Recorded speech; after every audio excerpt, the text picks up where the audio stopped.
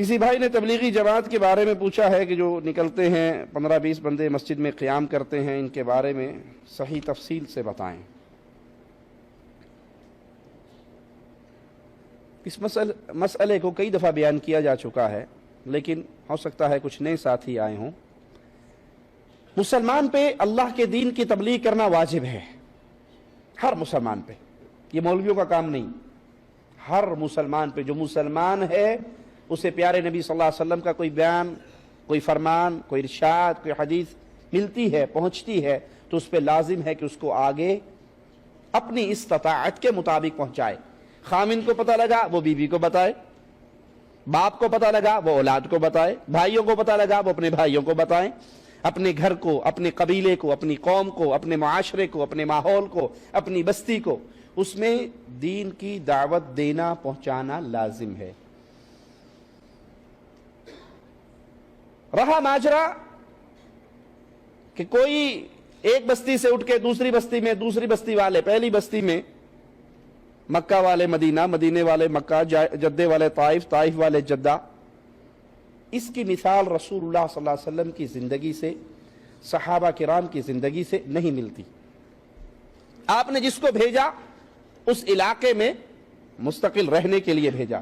سیدنا معاذ کو بھیجا تو یمن کی طرف روانہ کیا، وہاں رہنے کے لیے۔ یہ چلت پھرت جو ہے، ایک شہر کے لوگ ریاض والے مکہ جائیں، مکہ والے ریاض آئیں، جو مکہ میں رہ رہے ہیں وہ مکہ والوں کو تبلیغ کریں، جو ریاض میں رہ رہے ہیں وہ ریاض والوں کو نصیحت کریں۔ پہلی بات۔ اس سے بڑی بات اس کو سمجھانے کے لیے میں ایک مثال دیتا ہوں تاکہ بات دل میں اتر جائے۔ ہمارے ہاں، ہمارے ملکوں میں، انڈیا پاکستان میں، دودھ ڈور ٹو ڈور دینے آتا ہے نا، کیا کہتے ہیں اسے؟ گوالا، دودھی۔ یہ کام اچھا ہے یا برا؟ اس کی محنت کیسی ہے؟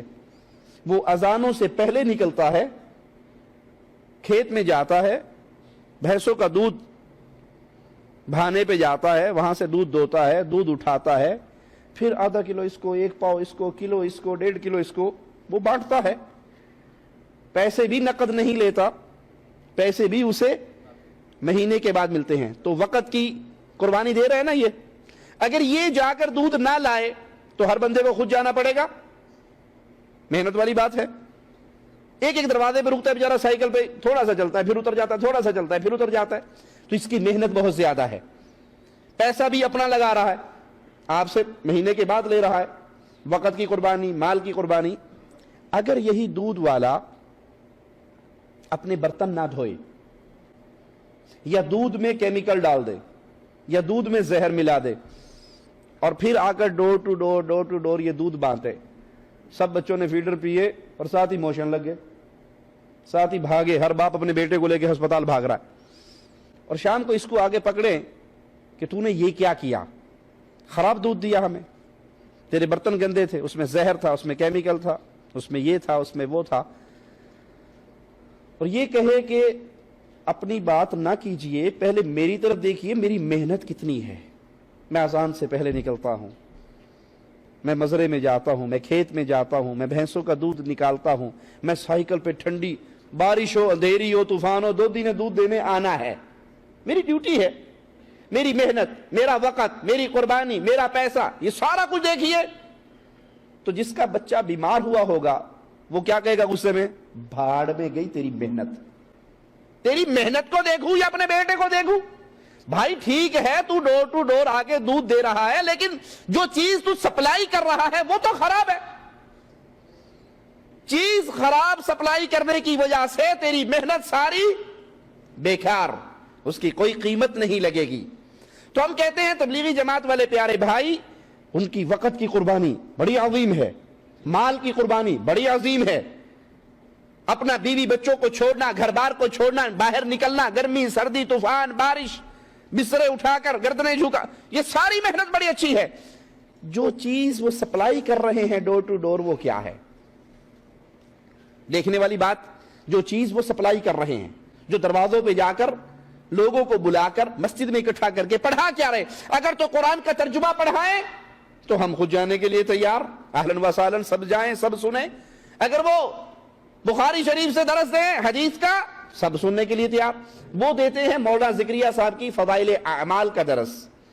فضائل اعمال جس کو مولانا زکریا صاحب نے لکھا وہ شرکیہ واقعات سے بھری پڑی ہے, شرکیہ عقائد سے بھری پڑی ہے.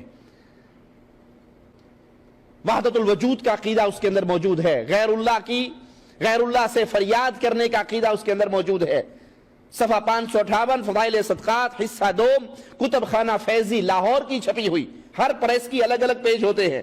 کتب خانہ فیضی لاہور کی جو چھپی ہے اس میں مولانا زکریا صاحب عقیدہ وحدت الوجود, جو صوفیوں کا عقیدہ ہے کہ نعوذ باللہ ہر چیز ہی اللہ ہے, اس عقیدے کو بیان کرتے ہوئے کہتے ہیں یا اللہ معاف فرمانا, جھوٹا ہوں, کچھ نہیں ہوں, تیرا ہی ذل ہے, تیرا ہی وجود ہے, میں کیا ہوں, کچھ نہیں ہوں, جو تو ہے وہ میں ہوں. یہ شرک کا عقیدہ ہے. اس عقیدے کے آنے کے بعد اب کوئی یہ کہے کہ ان کی محنت تو دیکھو, ہم کہیں گے جب شرک آ جاتا ہے تو ساری محنتیں برباد ہو جاتی ہے. عاملۃ ناصبہ تصلی نارا حامیہ, محنت کر کر کے گردنیں جھکی ہوں گی لیکن یہ سارے اعمال برباد کر دیے جائیں گے اور جہنم کا ایندھن بنا دیا جائے گا. کیوں؟ اگر عقیدہ شرک موجود ہے. مولانا صاحب اس کے اندر ایک سخی کا واقعہ لکھتے ہیں, فوت ہو گیا, لوگ اس کی قبر پہ گئے زیارت کے لیے, اونٹ پہ سوار ہو گئے. صاحب قبر اونٹ والے کے خواب میں آیا اور کہا تم میری قبر پہ آئے ہو, خالی پیٹ جاؤ تو اچھا نہیں لگتا, یہ اونٹ مجھے دے دو, اس کے بدلے میں اصیل اونٹ میرے گھر کھڑا ہے وہ تم لے لو. خواب ہی میں سودا ڈن ہوا. مولانا زکریا صاحب کے لفظ ہیں کہ صاحب قبر اٹھا, اس نے اونٹ کو نہر کیا, ذبح کیا, قبر سے اٹھا, ذبح کر دیا. جب یہ باقی سوئے ہوئے اٹھے تو دیکھا اونٹ کا خون جاری تھا, بچنے کی امید نہیں تھی. اس کا گوشت بنایا, کھایا پیا, واپس جا رہے تھے, سامنے سے ایک آدمی آ رہا تھا, کہتا تمہیں فلاں ابن فلاں کون ہے؟ کہا میں ہوں. کہا میرے باپ کو کچھ بیچا تھا؟ کہا خواب کے اندر سودا ہوا تھا. کہا اس کے بدلے میں یہ اصیل اونٹ تو لے لے. ایک اور حضرت کا واقعہ لکھتے ہیں کہ وہ لوگوں سے چندہ لے کر فقیروں کی مدد کرتے تھے, صاحب خیر تھے. ایک فقیر آیا, اس سے مانگا, اس کے پاس کچھ تھا نہیں, وہ لوگوں زندوں کے پاس سب کے دروازوں پر گئے, کسی نے کچھ نہیں دیا. پھر ایک سخی کی قبر پہ جا کے بیٹھ گئے اور اس کو سارا حال سنا دیا. واپس آئے, اپنے پاس ایک اشرفی آدھی توڑ کے اسے دے دی, آدھی پاس رکھ لی. خواب کے اندر قبر والا آیا, کہنے لگا میں نے تیری ساری بات سن لی تھی, مجھے جواب دینے کا امر نہیں تھا, اجازت نہیں تھی کہ میں تجھے جواب دوں, سن لی تھی میں نے. اب میرے گھر والوں کے پاس جو اسے کو چولہا پھاڑو, چولہے کے نیچے ایک مرتبان دفن ہے, اس میں خزانہ ہے, وہ لے کے اس فقیر کو دے دو.